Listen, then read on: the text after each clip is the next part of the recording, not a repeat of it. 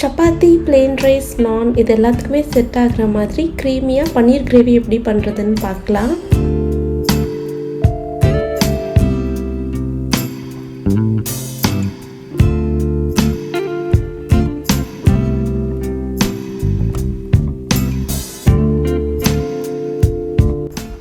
Hi all, welcome back to our channel Moni Ranji vlogs. நீங்கள் நம்ம channel first time பார்க்குறீங்க அப்படின்னா மறக்காமல் சப்ஸ்கிரைப் பண்ணி வச்சுக்கோங்க.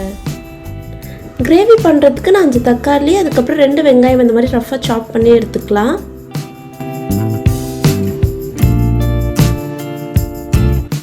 பத்து பல்லு போல் பூண்டு எடுத்துக்கோங்க. அப்புறம் 4 பச்சை மிளகாய், சின்ன பீஸ் இஞ்சி இந்த மாதிரி கட் பண்ணி எடுத்துக்கலாம்.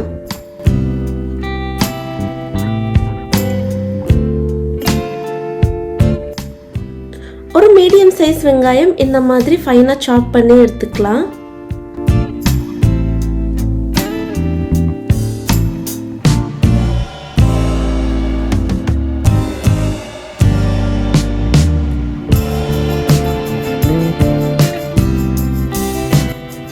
ஒரு இந்த அளவுக்கு ஃபைனாக இருந்தால் போதும். ஒரு 4 கேஷ்யூ நட்ஸ் இந்த மாதிரி சுடு தண்ணியில் 10 மினிட்ஸ் ஊற வச்சு எடுத்துக்கலாம்.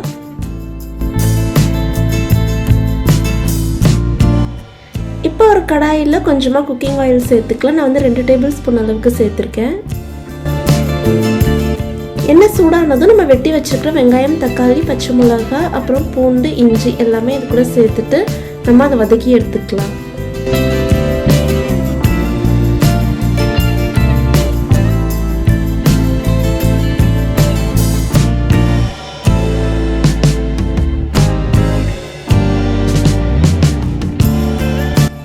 வெஜிடபிள்ஸ்லாம் நல்லா வதங்குறதுக்கு கொஞ்சமாக உப்பு சேர்த்துக்கலாம். அப்புறம் நம்மளுக்கு சீக்கிரமாக வதங்கிடும்.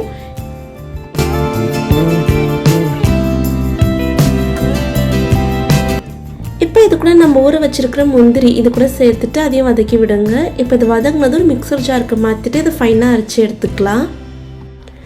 கிரேவி பண்ணுறதுக்கு ஒரு கடாயில் குக்கிங் ஆயில் சேர்த்துக்கலாம். நான் 2 டேபிள் ஸ்பூன் அளவுக்கு எண்ணெய் சேர்த்துருக்கேன். எண்ணெய் சூடானதும் வச்சிருக்கிற ஹோல் ஸ்பைசஸ் இது கூட சேர்த்துக்கலாம்.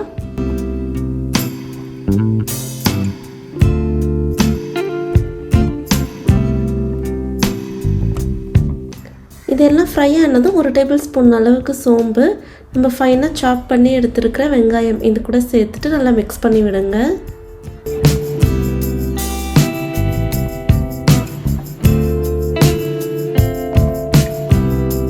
டேஸ்ட்டுக்கு ஏற்ற மாதிரி உப்பு சேர்த்துக்கலாம். வெங்காயம் நல்லா வதங்கினதும் நம்ம வரைச்சி வச்சிருக்கிற பேஸ்ட் இது கூட சேர்த்துட்டு அதோட ரா ஸ்மெல் போகிற வரைக்கும் நல்லா மிக்ஸ் பண்ணி விடுங்க.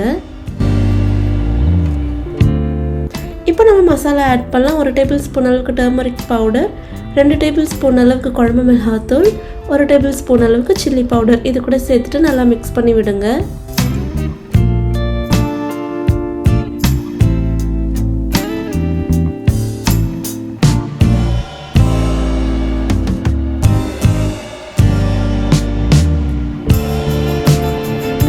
ஒரு லிட் போட்டு மூடி வச்சுக்கலாம். ஒரு 2 to 3 மினிட்ஸ் இது கொதிச்சதுன்னா மசாலோட ரா ஸ்மெல் எல்லாம் போயிடும்.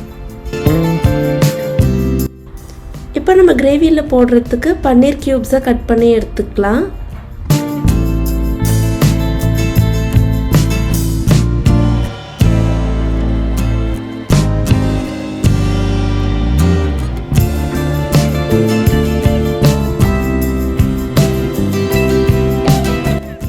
கிரேவி லோ ஃப்ளேம்லேயே வச்சு குக் பண்ணுங்க. அப்போ தான் நம்மளுக்கு அடி பிடிக்காமல் இருக்கும். நடுவில் ஒரு தடவை நம்ம இந்த மாதிரி மிக்ஸ் பண்ணி விட்டுடலாம். மீன்வைல் நம்ம யூஸ் பண்ண பாத்திரம் எல்லாம் சிங்கில் இருந்தது, அதையும் நான் கழுவி எடுத்துட்டேன். ஸோ தட் இதுக்குன்னு அதுக்கப்புறம் டைம் ஸ்பெண்ட் பண்ணுற மாதிரி இருக்காது. குக்கிங் முடித்தோடனே வெசல் வாஷிங்கும் சேர்த்து முடித்த மாதிரி இருக்கும்.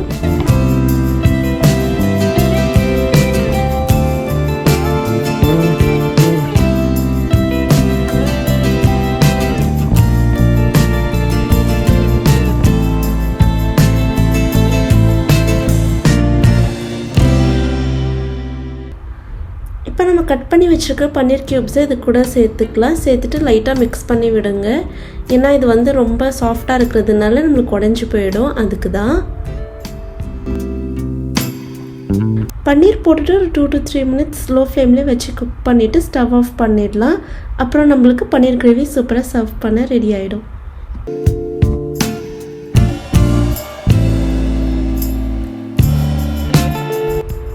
சப்பாத்திக்கு நான் மாவு எல்லாமே பிசைஞ்சு ரெடியாக வச்சுருந்தேன். ஸோ அது எல்லாமே ஊறி நல்லா இருக்குது.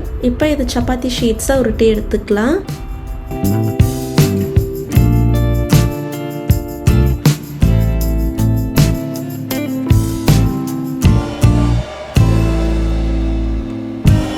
சம்மர் டைமில் சப்பாத்தி போட்டு எடுக்கணுனாலே எனக்கு ஒரே கஷ்டமாக இருக்கும். ஏன்னா ரொம்ப அனலாக இருக்கும், கிச்சனில் நிற்கவே முடியாது.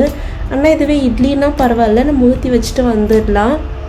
ஆனால் இதே ஆள் தான் அம்மாவை ஏதாவது டிஃப்ரெண்ட்டாக பண்ணி கொடுங்க, இது என்னமோ இட்லியான்னு கேட்டிருப்போம். அப்போ அவங்க கஷ்டம் புரியல. ஆனால் இப்போ நம்ம பண்ணும்போது தான் அவங்களோட கஷ்டம் எல்லாமே புரியுது. ஆனால் எது பண்ணுறோமோ இல்லையோ மல்டி டாஸ்கிங் மட்டும் பண்ணுறதை எப்படியாவது கற்றுக்கணும். ஏன்னா இப்போ நம்மளுக்கு அதுதான் ரொம்ப ஹெல்ப்ஃபுல்லாக இருக்கும். கிச்சனில் இப்போ சப்பாத்திலாம் போடும்போது அது வேகிற டைமில் பாத்திரம்லாம் இருந்ததுன்னா கழுவுறது, அந்த மாதிரி சின்ன சின்ன வேலைலாம் பார்த்துட்டோம் அப்படின்னா ஓரளவுக்கு கிச்சன் டைம் எல்லாமே நம்மளால் ரெடியூஸ் பண்ண முடியும். School, college and even work போன டைமில் கூட நான் நிறைய பேர் சொல்லி கேட்டிருக்கேன், எங்கள் வீட்டில் எல்லா வேலையும் அம்மா தான் பண்ணுவாங்க அப்படின்னு. ஆக்சுவலி நானுமே அப்படி தான் நினைப்பேன், அம்மாவே எல்லா வேலையும் பண்ணுறாங்களா அப்படின்னு. ஆனால் இப்போ அவங்க ஒர்க்லாம் போனதுக்கப்புறம் வெளியே அவங்க பிஜியில் தங்கும் போதும் சரி, இல்லை ஹாஸ்டலில் தங்கும் போதும் சரி, அவங்களோட வேலை அவங்களால பார்த்துக்க முடியலன்னு சொல்லிட்டு நிறையவே ஃபீல் பண்ணியிருக்காங்க. ஸோ அந்த மாதிரி இல்லாமல் நம்மளோட வேலை என்ன நீட்ஸோ அதை நம்ம பண்ணிக்கிறதுக்கு கண்டிப்பாக கற்றுக்கணும். அந்த மாதிரி நம்ம பேரண்ட்ஸ் கூட இருக்கும் போதே ட்ரெயின் ஆகிட்டோம் அப்படின்னா வெளியெல்லாம் போனால் ஓரளவுக்கு சஸ்டெயின் பண்ணுறதுக்கு ஈஸியாக இருக்கும்.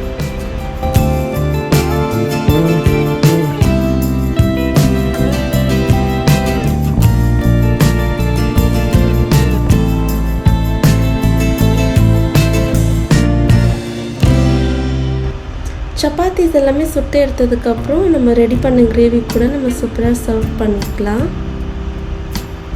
இந்த மாதிரி இன்னும் நிறையா ரெசிபீஸ்க்கு நம்ம சேனலை மறக்காமல் லைக், ஷேர் அண்ட் சப்ஸ்கிரைப் பண்ணுங்கள். இந்த வீடியோஸ்லாம் உங்களுக்கு யூஸ்ஃபுல்லாக இருக்கும்னு நினைக்கிறேன். அப்படி இருந்தால் கண்டிப்பாக கமெண்ட் செக்ஷனில் கமெண்ட் பண்ணுங்கள். தேங்க்யூ ஃபார் வாட்சிங்.